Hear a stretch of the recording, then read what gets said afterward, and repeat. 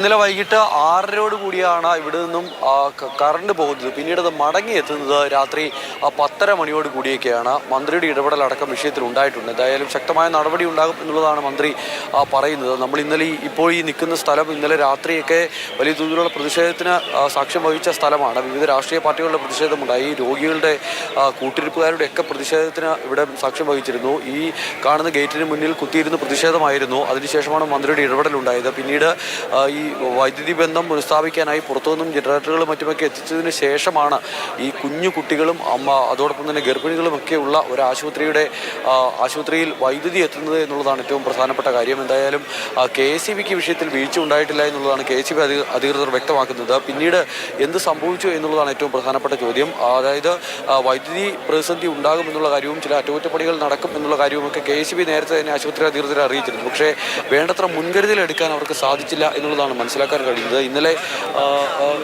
ഇവിടെ വൈകുന്നേരമൊക്കെ രോഗികളുടെ വലിയ തോതിലുള്ള പ്രതിഷേധവും മറ്റൊക്കെ ഉണ്ടായിരുന്നു. ചേട്ടാ, ഇന്നലെ ആ കറണ്ട് പോയ സമയത്ത് ഇവിടെ ഉണ്ടായിരുന്നു ചേട്ടാ.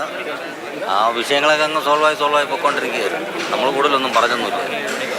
ഈ ഇപ്പോൾ പ്രശ്നങ്ങളൊക്കെ പരിഹരിച്ചിട്ടുണ്ടാകും. നിങ്ങളുടെ ആരെങ്കിലും അകത്ത് ചികിത്സയിലുണ്ടോ? അമ്മയുണ്ട്, ഓപ്പറേഷനാണ്, ഓപ്പറേഷൻ കയറ്റി. ഇന്നലെ ഈ കറണ്ട് പോയ സമയത്ത് ഇവിടെ ഉണ്ടായിരുന്നു? ഇന്നലെ ഇല്ലായിരുന്നു, കറണ്ട് പോയ സമയത്തില്ലായിരുന്നു.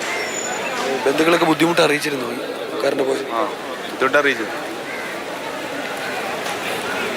എന്തായാലും രോഗികളുടെ പ്രശ്നം പരിഹരിച്ച് രോഗികളെ കേട്ട് അവരുടെ ഭാഗത്തു നിന്നുള്ള തീരുമാനമുണ്ടാകും എന്നുള്ളതാണ് മന്ത്രി വ്യക്തമാക്കുന്നത്. ഇന്നലെ വൈകിട്ട് രാത്രി മന്ത്രി ഇവിടെ എത്തുകയും ചെയ്തിരുന്നു. എത്തി ആശുപത്രി അധികൃതരോട് എന്താണ് സംഭവിച്ചതെന്ന കാര്യത്തിൽ വിശദീകരണം തേടുകയും ചെയ്തു. അപ്പോൾ അവർ ഈ വിഷയത്തിൽ ജാഗ്രത പാലിച്ചിരുന്നു, ജനറേറ്റർ അടക്കം ക്രമീകരിച്ചിരുന്നു. പക്ഷേ പെട്ടെന്നുണ്ടായ ചില പ്രതിസന്ധിയാണ് ഇത്തരത്തിൽ വൈദ്യുതി ബന്ധം പൂർണ്ണമായും വിച്ഛേദിക്കാനുണ്ടായ കാരണം എന്നുള്ളതാണ് അവർ വിശദീകരിച്ചത്. വീഴ്ച സംഭവിച്ചിട്ടുണ്ട് എന്ന കാര്യത്തിൽ സംശയം വേണ്ട. ഗർഭിണികൾ ഉണ്ടായിരുന്നു, അതോടൊപ്പം തന്നെ പ്രസവം കഴിഞ്ഞ ചെറിയ കുട്ടികൾ, കൈക്കുഞ്ഞുങ്ങൾ അടക്കമായി നടക്കുന്ന സ്ത്രീകൾ ഇവിടെ ഉണ്ടായിരുന്നു. ഓപ്പറേഷൻ തിയേറ്ററിലെ അടക്കം വൈദ്യുതി ബന്ധത്തിൽ തകരാറുണ്ടായി എന്ന് പറയുമ്പോൾ അത് എത്രത്തോളം വലിയ വീഴ്ചയാണ് എന്ന് നമുക്ക് മനസ്സിലാക്കാൻ കഴിയുന്നുണ്ട്. ആ വീഴ്ചയുടെ ഗൗരവം ആരോഗ്യവകുപ്പ് മനസ്സിലാക്കുന്നുണ്ട് എന്നുള്ളതാണ് മനസ്സിലാക്കാൻ കഴിയുന്നത്. ഇപ്പോൾ ഈ ഇന്നലെ വൈകിട്ട് ഞാൻ ഒരു കാര്യം ചോദിച്ചോട്ടെ, ഈ ICUവിലെ പ്രത്യേക ഉപകരണങ്ങൾ, കറണ്ടിൽ പ്രവർത്തിക്കുന്ന ഉപകരണങ്ങളുണ്ട്, മാത്രമല്ല വെന്റിലേറ്റർ സൗകര്യം പോലെയുള്ളവയുണ്ട്. അങ്ങനെ വൈദ്യുതിയിൽ പ്രവർത്തിക്കേണ്ട ഉപകരണങ്ങളെ ഇത് ബാധിച്ചിട്ടുണ്ടാവില്ലേ? അങ്ങനെയെങ്കിൽ ആർക്കെങ്കിലും ആരോഗ്യ പ്രശ്നങ്ങളോ അതുപോലെ അതുമായി ബന്ധപ്പെട്ട് എന്തെങ്കിലും ഉണ്ടായിട്ടുണ്ടോ?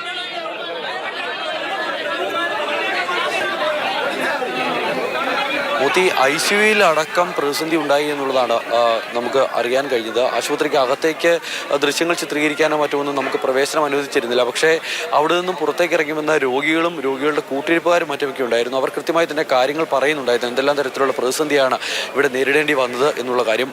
ഇന്നലെ ഇവിടെ കറണ്ട് പോയൊരു പ്രതിസന്ധി ഉണ്ടായ സമയത്ത് ഉണ്ടായിരുന്നു ഇവിടെ ഉണ്ടായിരുന്നു. ശരിക്കും എന്താ സംഭവിച്ചത്? ഇവിടെ കറണ്ട് ആദ്യം പറഞ്ഞ് ഇടയ്ക്കിടയ്ക്ക് മിന്നിപ്പൊയ്ക്കൊണ്ടിരിക്കുകയും കറണ്ട് ഇപ്പോൾ വരുമെന്ന് പറയാനല്ലാതെ അറിയാൻ പാടില്ല. ആശുപത്രിയിൽ ആരാ ഉള്ളത്? എൻ്റെ അനിയത്തിയാണ്. അനിയത്തി വൈഫുണ്ട്, അതിൻ്റെ കൊച്ചിനാണ്. ഇങ്ങനെ നിൽക്കുകയാണ്. അവർക്ക് എന്താ നടക്കണമെന്ന് ഒന്നും അറിയാൻ പറ്റില്ല. നിങ്ങൾക്ക് ഈ കറണ്ട് പോയ സമയത്ത് അകത്തോട്ട് പോകാൻ പറ്റുമോ? അകത്ത് പോകാൻ പറ്റിയില്ല. അവരാരും കയറ്റി വിടുന്നില്ല. അവരവിടെ അടച്ചു പൂട്ടിയിരുന്നു.